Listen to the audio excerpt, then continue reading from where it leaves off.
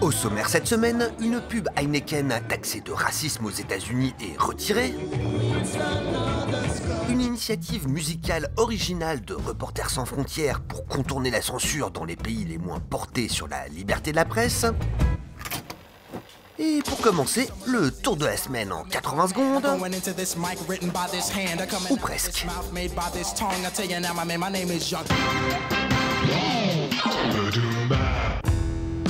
Tommy Tippy, une marque de biberon dont les tétines reproduisent la forme du sein maternel, a conçu une pub suffisamment subliminale pour ne pas trop choquer Mark Zuckerberg. Quoique si, ça pourrait être censuré sur Facebook. Bouffe toujours avec des aliments géants dans les rues de Buenos Aires pour Deliveroo.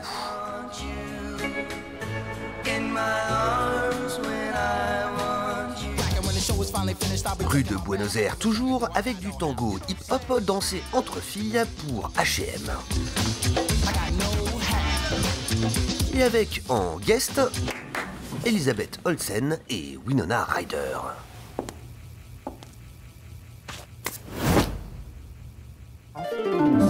De la danse toujours, et enfin avec le making-of de la superbe pub Apple réalisée par Spike Jonze, où l'on apprend que les murs ont vraiment été étirés grâce à des systèmes hydrauliques sans utilisation d'images de synthèse. I thought that they might do more in like post and special effects, but all of it, like if it's a stretched house, the house is actually stretched.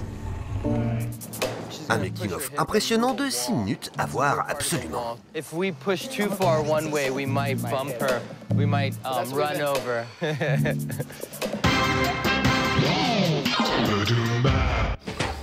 Cette pub Heineken a été retirée des écrans américains avec les excuses de la marque. La raison, elle véhiculerait un message raciste subliminal.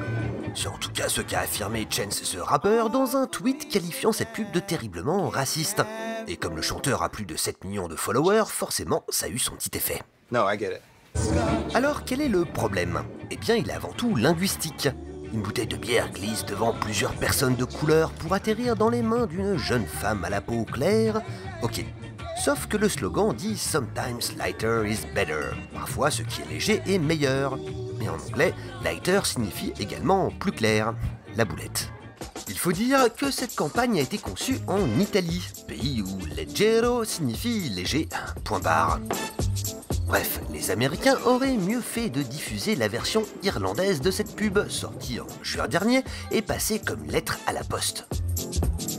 Cela dit, le type semble trouver le verbe bière plus intéressant que la jolie blague à côté de lui. Il y a encore moyen que les Américains trouvent ça raciste.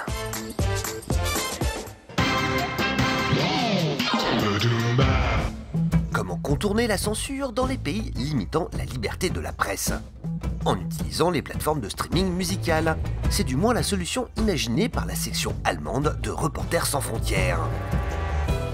Elle a sélectionné 10 articles écrits par des journalistes vietnamiens, chinois, thaïlandais, ouzbeks et égyptiens, pour la plupart vivant en exil et censurés dans leur pays.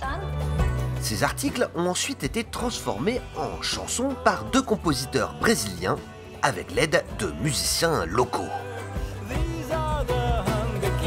Viajar para esses países e poder gravar de fato com músicos locais fez com que a gente criasse algo verdadeiro e eu acho que assim a gente consegue de fato tocar as pessoas.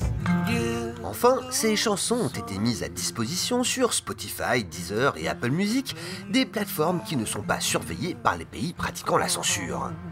Disponibles en anglais et en langue locale, elles abordent des sujets tels que la corruption ou les violences policières. Exemple avec ce titre basé sur un article du blogueur vietnamien Bui Tan Nhieu et relatant la mort suspecte d'un adolescent. En version anglaise d'abord. He was only 17. He got caught stealing cash. Was arrested by the police. He didn't have a chance. Puis en version vietnamienne. Ôi vì đâu mà em bàng vòng, điều tra không rõ ràng. Bao hồ sơ bằng chứng vì em nằm trong tay công an. Une idée originales pour permettre la diffusion de ces articles dans leur pays d'origine, mais aussi pour inciter les autorités locales à censurer les plateformes de streaming. Yeah.